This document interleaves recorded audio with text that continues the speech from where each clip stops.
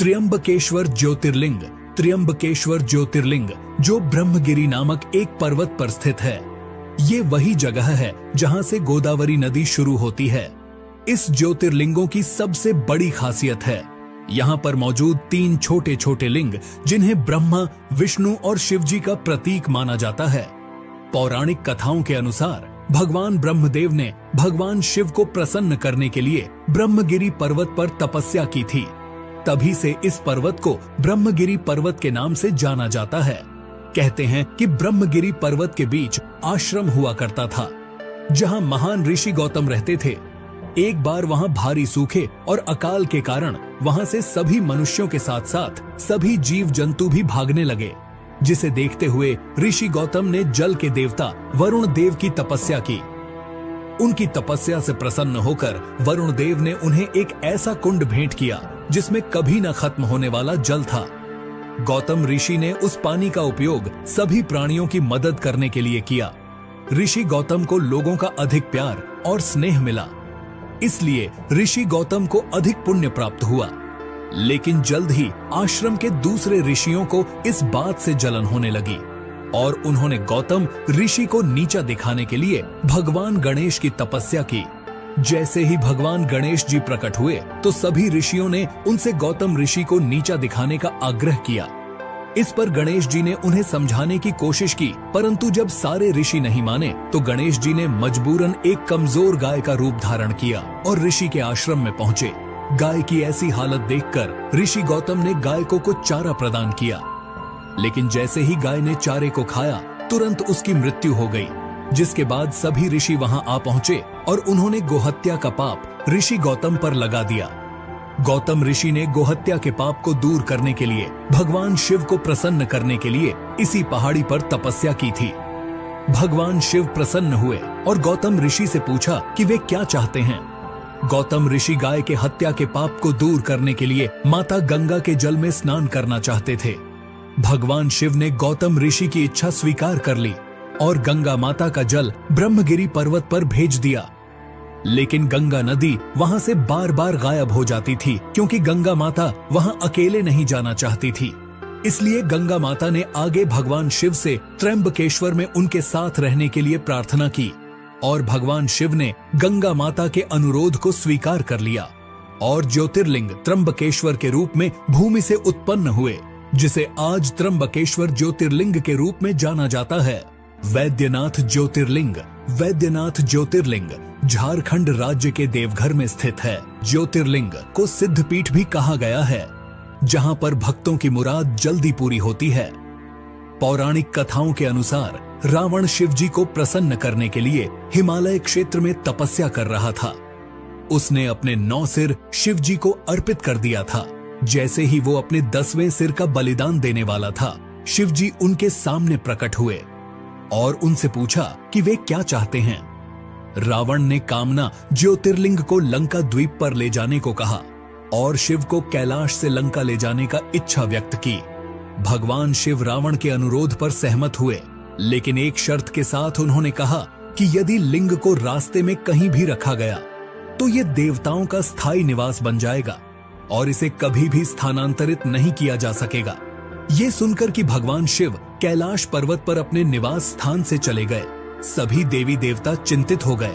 उन्होंने भगवान विष्णु से इसका समाधान मांगा। भगवान विष्णु ने पानी से जुड़े देवता वरुण देव को रावण के पेट में प्रवेश करने के लिए कहा, जिसके परिणाम स्वरूप और देवघर के आसपास के क्षेत्र में उसे पेशाब करने की आवश्यकता महसूस हुई। कहानी में कहा गया है कि विष्णु जी ने एक चरवाहे का रूप लिया। जब रावण पेशाब करने गया तो उसने इस ग्वाले को एक लिंग दिया। वरुण देव की उपस्थिति के कारण रावण को खुद को राहत देने में बहुत लंबा समय लगा। काफी देर तक रावण की प्रतीक्षा करने पर चरवाहा क्रोधित हो गया।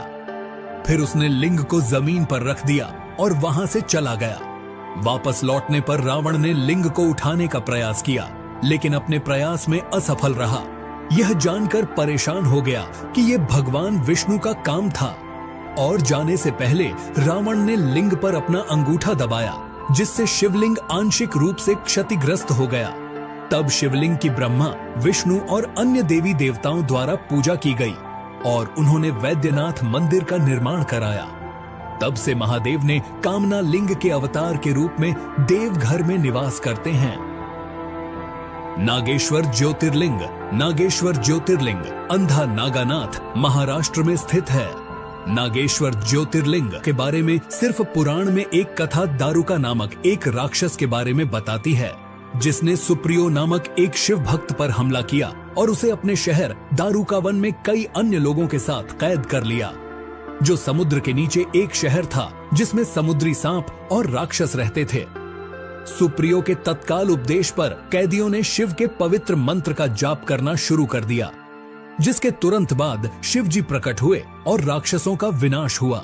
जिसके बाद सुप्रियो ने उस ज्योतिर्लिंग की विधिवत पूजा की और शिव जी से इस स्थान पर रहने का आग्रह किया, जो कि आगे चलकर नागेश्वर ज्योतिर्लिंग के नाम से प्रसिद्ध हुआ। रामेश्वरम ज्योतिर्लिंग। रामेश्वरम तमिलनाडु के रामनाथपुरम जिले में एक शहर रामेश्वरम में स्थित है।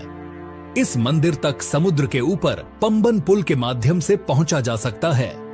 इस ज्योतिर्लिंग को विश्व के सबसे पुराने ज्योतिर्लिंग में से एक माना जाता है।